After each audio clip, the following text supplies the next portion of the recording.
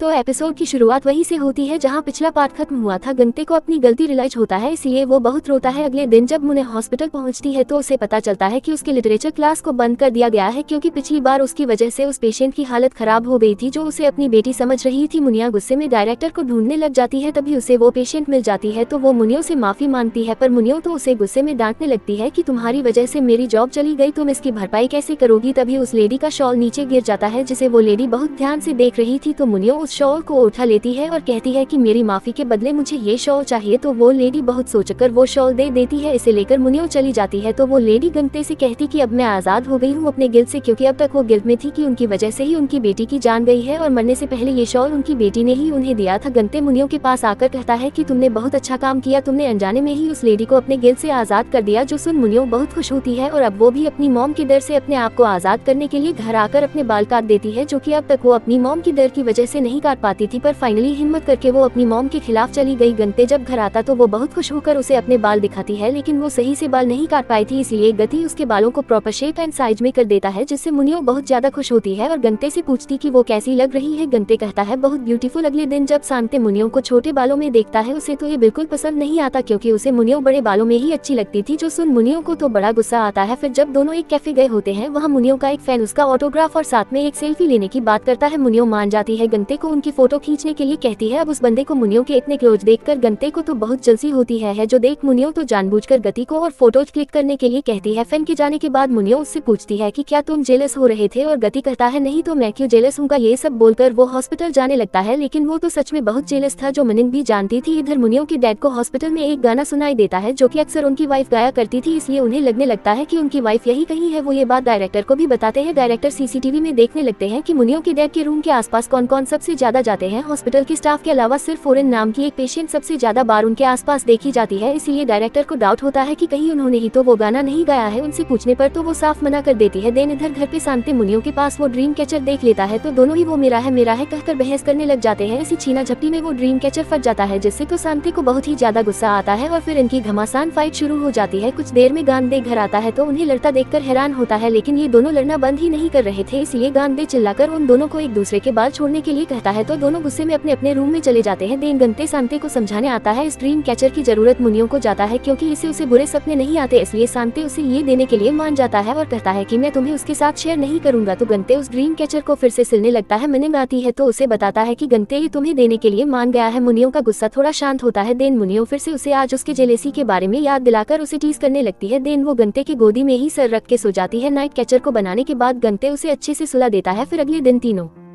Hospital पहुंचते हैं, क्योंकि पेशेंट्स की डिमांड पे मुनियो की क्लास फिर से शुरू हो गई थी। गंते तो अब हर वक्त बस मुनियो के बारे में ही सोच रहा था, क्योंकि अब उसे रियलाइज हो चुका था कि वो मुनियो को पसंद करता है। क्लास खत्म करने के बाद मुनियो जब विजिटिंग एरिया में आती है, वहीं एक पेशेंट का पति आकर उस पर गुस्सा करके उसे मारने ही जा रहा था कि तभी मुनियो उसे एक कैन फेंक कर मारती है कि तभी वो आदमी गुस्से में आकर मुनियो को खींचकर एक थप्पड़ मार देता है। इसे दूर से गद देख लेता है, जिससे उसे बहुत गुस्सा आता है। वो आकर उस आदमी को खींचकर एक मुक्का मारता है। इवन गुस्से में तो वो उसे और मारने जा रहा था, पर दूसरे स्टाफ आकर उसे रोक लेते हैं और इस इंसिडेंट की वजह से गांधी को कुछ दिन के लिए सस्पेंड कर दिया जाता है। और वो इससे खुश होता है, क्योंकि उसने इस बार अपने इमोशंस को नहीं छुपाया, उसने वही किया जो उसके दिल ने चाहा। इसलिए वो बहुत खुश होकर मुनियो के पास आता है, उसे बताता है कि मुझे सस्पेंड कर दिया गया, चलो कहीं ट्रिप पे जाते हैं। बस हम दोनों ने कहा था ना कि जब मैं जाऊंगा तब तुम मुझे अपने साथ ले जाओगी। नयन भी खुशी खुशी मान जाती है। दोनों डिसाइड ही कर रहे थे कि उन्हें कहाँ जाना चाहिए। तभी गंते कहता है कि मैं सिर्फ दिन के वक्त जा सकता हूँ, क्योंकि फिर मुझे शांति का भी तो ख्याल रखना है। जो सुन मुनियो तो गुस्सा हो जाती है, पर आखिरकार गंते मान ही जाता है और दोनों डिसाइड करते हैं कि एक दिन के लिए वो लोग ट्रिप पे जाएंगे और शांति का ख्याल जीशु रख लेगा। ये सुनकर मुनिया बहुत खुश होती है। देन माहौल थोड़ा रोमांटिक बन जाता है। दोनों केस करने जा रहे थे, लेकिन तभी जंगल से हिरन की आवाज आती है, जिससे गमतित शर्मा के चला जाता है और मनिंग उस हिरन को गाली देने लगती है। तो अगले दिन दोनों रेडी होकर ट्रिप के लिए निकल जाते हैं। तो दोनों बहुत सारी जगह घूमते हैं, एंजॉय करते हैं। इन मोमेंट्स को याद रखने के लिए साथ में फोटोज खींचते हैं। मुनियो को हाइट से डर लगता था, तो गति उसे टीज करने के लिए खब्बे में लग के ब्रिज के पार जाने लगता है। वहीं मुनियो तो डर के मारे बहुत धीरे धीरे से आगे बढ़ रही थी। इस तरह दोनों बहुत एंजॉय करते हैं। इधर मिस्टर ली के रहने के लिए कोई जगह नहीं थी, इसलिए वो जूरी के घर पे रहने के लिए ही आ जाते हैं, जहाँ सब लोग साथ में बैठकर खाना खाते हैं। वहीं मिस्टर ली तो सबके सामने ही जूरी से फ्लर्ट कर रहा था, क्योंकि वो जूरी को पसंद करने लगा था। इधर गति मुनियो से पूछता है कि आखिर उसके और जूरी के बीच क्या हुआ था। तो मुनियो बताती है कि बचपन में वो दोनों सेम स्कूल में साथ पढ़ती थी और जूरी को सारे बच्चे बुली करते थे, पर क्योंकि सारे बच्चे मनिंग से डरते थे, इस तरह अनजाने में एक दिन जूरी की एक दिन उसने उन बुली गैंग से हेल्प की थी। तब से दोनों दोस्त बन गए थे। उसकी वजह से मुनियो कभी अकेला फील नहीं करती थी और जूरी को दूसरे बच्चे बुली भी नहीं करते थे, पर जूरी को दूसरे बच्चों के साथ खेलता हुआ देखकर मुनियो को अच्छा नहीं लगा, इसलिए उसने दूसरे बच्चों को डरा दिया तो वो बच्चे भी जूरी को अवॉइड करने लगे, इसलिए जूरी ने उससे दोस्ती तोड़ दी। Come back to present. गंते उससे कहता है कि तुम्हें उससे फिर से दोस्ती कर लेनी चाहिए। मुनियो कहती है अब उसकी जरूरत नहीं है क्योंकि अब मेरे पास एक बेस्ट फ्रेंड है और तुम भी तो हो। देन दोनों सोने जाते हैं। गंते ने ड्रिंक कर लिया था इसलिए वो बहुत स्माइल कर रहा था। मुनियो कहती कि तुम हंसते हुए कितने अच्छे लगते हो। गंते बताता है कि उसे आज मुनियो के साथ बहुत ही अच्छा लगा। अब ये लोग जहाँ ठहरे थे वहीं पे इनके हॉस्पिटल से भागे हुए दो लवर्स मिल गए थे जो कि भागना चाहते थे, पर गंते ने उन्हें समझाया कि पहले उन्हें अपना ट्रीटमेंट कंप्लीट करना चाहिए, फिर डिस्चार्ज होने के बाद दोनों साथ में रह सकते हैं। गति मुनियो से दूसरे रूम में जाकर सोने के लिए कहता है और मुनियो तो उसके साथ ही सोना चाहती थी तो दोनों साथ में ही सो जाते हैं। सुबह मुनियो उठती है तो आसपास गति को न देखकर थोड़ा घबरा जाती है, इसलिए उसे बाहर ढूंढने जाती है। तभी गंते सामने से फूल लेकर आता है और मुनियो से कहता है कि बचपन में मैं तो तुम्हें फूल नहीं दे पाया था। ये बोलकर वो मुनिया को किस करता है। देन वो दोनों उन लवर्स को लेकर हॉस्पिटल वापस आते हैं क्योंकि मुनिया और गंते साथ में ही सोए थे, इसलिए ये लड़का हॉस्पिटल में रूमर फैला देता है कि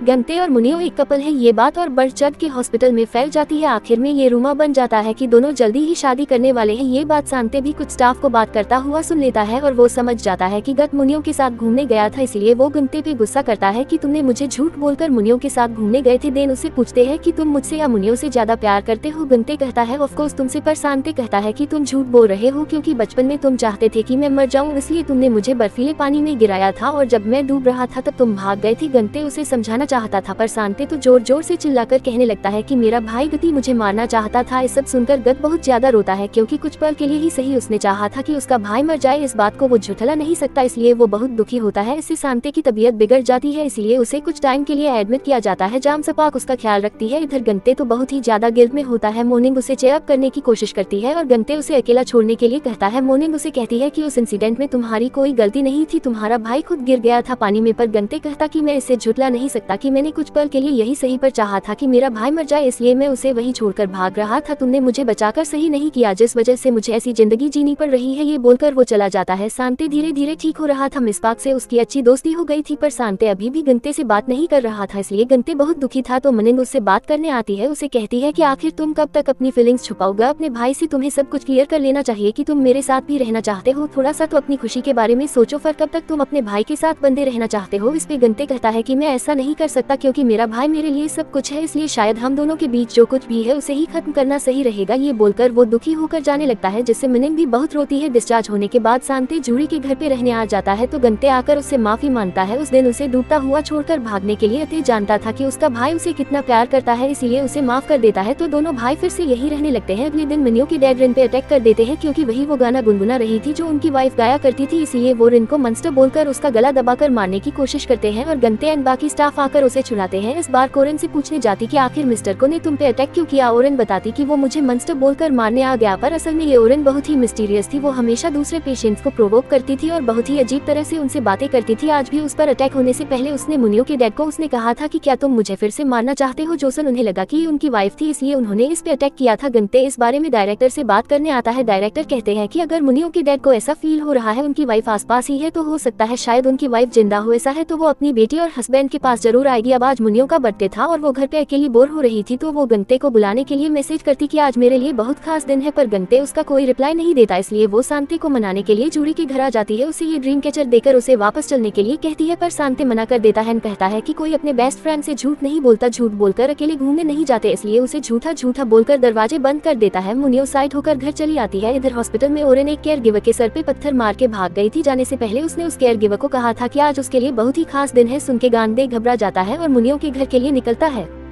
क्योंकि वो जानता था कि आज मुनियो का बर्थडे है और उसे डाउट हो रहा था कि कहीं ओरेन ही मुनियो की मॉम ना हो। इधर ओरेन मुनियो के घर पहुंचकर उसे हैप्पी बर्थडे विश करती है। देन घर के अंदर घूमने लग जाती है और चीजों को देखने और छूने लग जाती है। जो तक मुनियो कहती कि मेरी चीजों को कोई और छुए, ये मुझे पसंद नहीं है। ओरेन एक नुकीली चीज उठा लेती है। मुनियो उसे वापस लेने के लिए पकड़ती है और ओरेन उस चीज को खींच लेती है जिससे मुनियो का हाथ कट जाता है और उसके हाथ से खून निकलने लगता है। गंते जब तक यहाँ पहुँचता है रिन यहाँ से जा चुकी थी। मुनियो को सही सलामत देकर गंते उसके गले लग जाता है। देन वो रिन के बारे में पूछता है। जोसन मुनियो कहती कि क्या तुम उसके लिए आए थे? तुम्हारा भाई तुम्हारे लिए बहुत इंपॉर्टेंट है, मैं जानती हूँ, पर क्या वो भागी हुई पेशेंट भी अब मुझसे ज्यादा इंपॉर्टेंट है? क्या तुम्हें मेरी फिक्र नहीं थी या तुमने मुझे थोड़ा सा भी मिस नहीं किया? ये बोलकर वो नाराज हो जाती है। गंते उसके रूम में जाता है और उसके हाथ पे रुमाल बांध देता है। देन उसे कहता है कि मुझे तुम्हारी फिक्र थी इसलिए मैं यहाँ आया। मुनियो कहती है झूठ बोल रहे हो, तो गंते उसे किस कर लेता है। देन उसे बताता है कि मैंने तुम्हें बहुत मिस किया। इसी के साथ पार्ट 5 का एंड यहीं पे होता है।